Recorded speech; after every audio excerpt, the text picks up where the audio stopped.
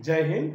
आज हम आप लोगों को लेकर आए हैं हिंदी के बहुत ही मज़ेदार टॉपिक, अर्थात ये जो है क्लास 10th और 12th दोनों के लिए, अर्थात यूपी बोर्ड में ये दोनों के लिए क्या है, महत्वपूर्ण टॉपिक है। अर्थात जितने भी कवि हैं उनकी रचनाएं अगर हम क्रमबद्ध याद कर ले तो शायद हम जो बहुविकल्पीय प्रश्न आते हैं उनका आंसर देने में हमको क्या हो जाएगी, आसानी हो जाएगी। तो यहाँ पर जो लेकर हम आए हैं वो है मुंशी प्रेमचंद की प्रमुख रचनाएं, अर्थात ये यूपी बोर्ड क्लास 10th और 12th के लिए क्या है, बहुत ही ज्यादा इंपॉर्टेंट है। अर्थात प्रेमचंद की जितनी भी रचनाएं हैं हमने क्या किया, यहाँ पर बोर्ड पर लिख दिया है। अब उसको क्रमबद्ध अगर हम लोग याद कर लें तो बहुविकल्पीय जो प्रश्न आएंगे यूपी बोर्ड में उसका हम क्या करेंगे, आसानी से उसका उत्तर दे सकेंगे। तो आइए देखते हैं मुंशी प्रेमचंद की प्रमुख रचनाएं कौन कौन सी है। तो जो पहली रचना है वो है ईदगाह। ईदगाह इनकी जो मुंशी प्रेमचंद की बहुत ही प्रसिद्ध रचना है। अर्थात अगर ईदगाह को भी क्या करिएगा, आप लोग देख लीजिएगा। ईदगाह के बाद आता है दूसरा नंबर संग्राम, अर्थात मुंशी प्रेमचंद ने क्या किया था, संग्राम को भी लिखा था।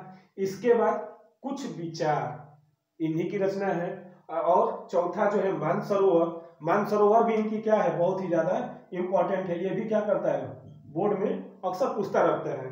इसके बाद आता है पूस की रात।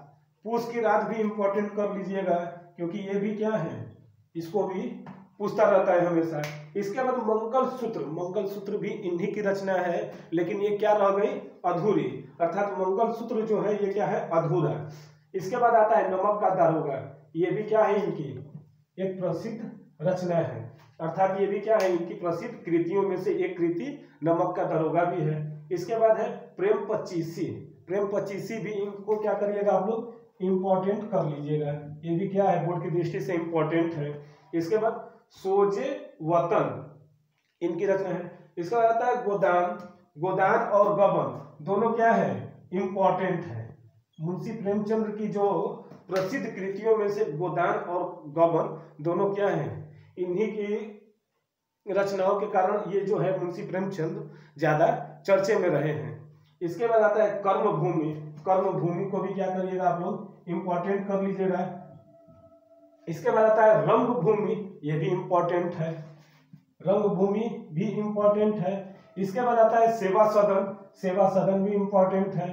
इसके बाद करबला, करबला के बाद आता है निर्मला, और निर्मला के बाद आता है प्रेमाश्रय। प्रेमाश्रय भी क्या है, बोर्ड की दृष्टि से इंपॉर्टेंट है। अर्थात ये जो 17 दिख रहे हैं मुंशी प्रेमचंद की रचनाएं, ये सब क्या है, बहुत ही ज्यादा इंपॉर्टेंट है।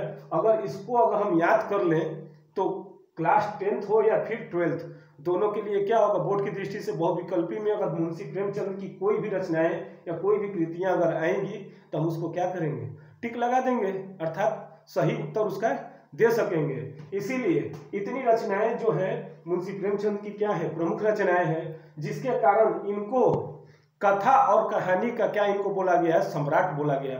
अर्थात मुंशी प्रेमचंद को हिंदी में हिंदी की कथा और कहानी का सम्राट बोला गया है।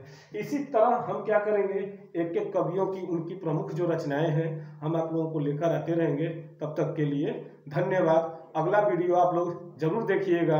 हम उस अगले वीडियो में कवि या लेखक का प्रमुख रचनाएं लेकर आते रहेंगे। तब तक के लिए धन्यवाद।